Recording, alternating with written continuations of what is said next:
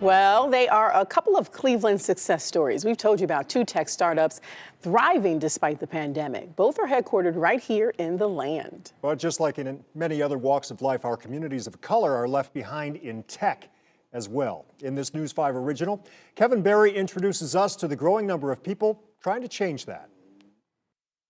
Long before the coronavirus, Parents in Motion was a company founded on two basic principles: rideshare and getting kids to school. It connected families with vetted drivers, essentially becoming an Uber for kids.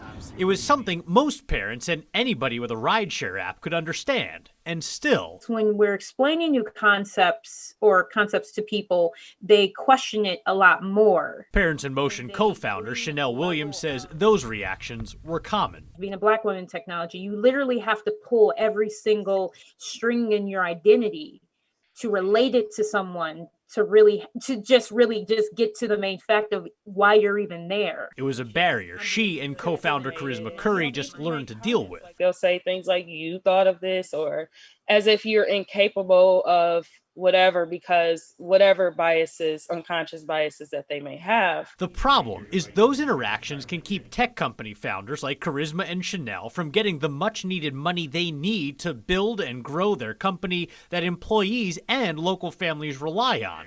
They're not alone.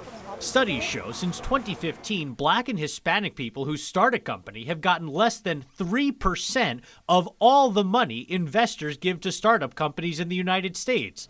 JumpStart's Ron Stubblefield says that has a lot to do with white investors often connecting better with white entrepreneurs who have a similar background, network, and education. And when you take these things together, that's why you see disproportionate underrepresentation. Ron is the entrepreneur in residence at JumpStart, focused on helping companies navigate the potential pitfalls that make many startups fail. He's a graduate of a historically Black college and says explicitly mentoring startup founders or their employees of color can make a big difference when they try to break into an industry that often doesn't look like them. There are individuals who happen to be in tech or African American Hispanic, but they tend to be the exception, not the norm. Denise Williams knows the feeling. We're often unheard. After getting laid off from IBM in 2018, she started a consulting business, helping companies run by people of color address their technology needs. I wanted to be able to help my community be able to build their solutions. So that's how Tech Diva was formed. She's hoping that those companies succeeding will show other Black and brown founders what's possible for them too. Reducing the barrier of entry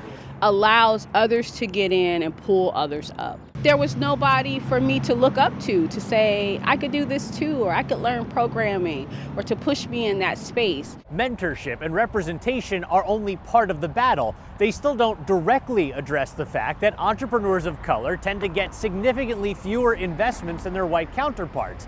And no money means no startup. The narrative is shifting, and I think it's shifting in the right direction. Kellyanne J. Thomas says part of that shifting is JumpStart's Focus Fund. It typically invests around $1 million in companies started by female entrepreneurs or entrepreneurs of color. And so we need to have a dedicated resource where they can compete within the pool of their peers and not be competing against the majority white male tech entrepreneurs who get the lion's share of the funding. She says, especially as the U.S. fights to climb out of the pandemic, that's how to make the economy recover in a way that lifts everyone up. Everybody agrees there's a lot of work to still be done, but while we're paying attention to the historical wrongs that many Americans have suffered for generations, Ron says this is a moment where we can all change what we think of ourselves and of others. If people don't think they're capable of doing something, they probably won't try. Second, if others don't think someone else is capable, they won't invest. In Cleveland, I'm Kevin Barry, News 5. Okay, News 5 is committed to helping you rebound during this pandemic. We'll be posting the information from that story, getting help for your business as well in the rebound section of our News 5 app and our website. You can also check out other resources to help you find work or pay your bills during this pandemic. Now we get to a story we've been following for months. Two men from Florida have pleaded guilty to running a so-called grandparent scam in Northeast Ohio. John Tyler Play and Johnny Lee Palmer ran that scheme that cost victims in the area nearly $400,000. They pleaded guilty to 9 counts, including wire fraud. Authorities say they targeted elderly victims and called claiming to be a family member in need of bail money. then showed up in a rented U-Haul claiming to be a courier there to collect. They lost everything, including the family dog, when fire took over their home. And now they're starting to rebuild, thanks to the kindness and generosity of a local contractor. Now, we first told you about the fire at this home in Kent last month. The family who lives here was out of town when a friend called to let them know their house was on fire. Today, we were invited to see the progress that's been made rebuilding that home. We found out the contractor is collecting donated materials needed to complete the job. We have gotten a hold of a lot of people, and it's just been way too expensive, but they're a huge blessing. They're willing to help out with a lot of stuff. At last check, investigators were still working to figure out what started that fire. The family thinks it was an electrical issue. They're working to reboot a GoFundMe page for anyone interested in donating materials to that contractor. Still ahead at 5, a stuck ship. Free at last, but its time on shore could mean you'll be paying more at the store. We'll explain that connection, but I am looking forward to going out and be normal again, but more, I guess, normality, that I can hug my friends again without having to worry about dying.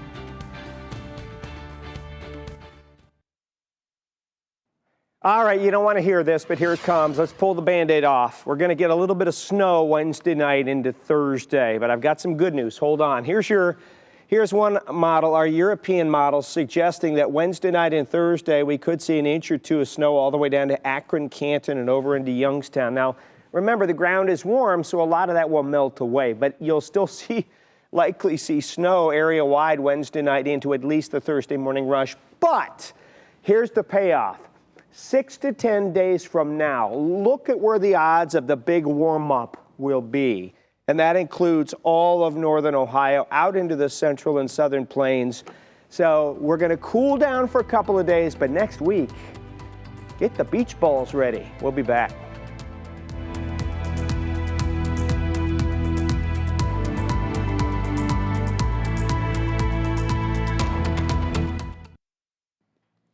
this pandemic has been a major barrier to employment for millions of people in the country.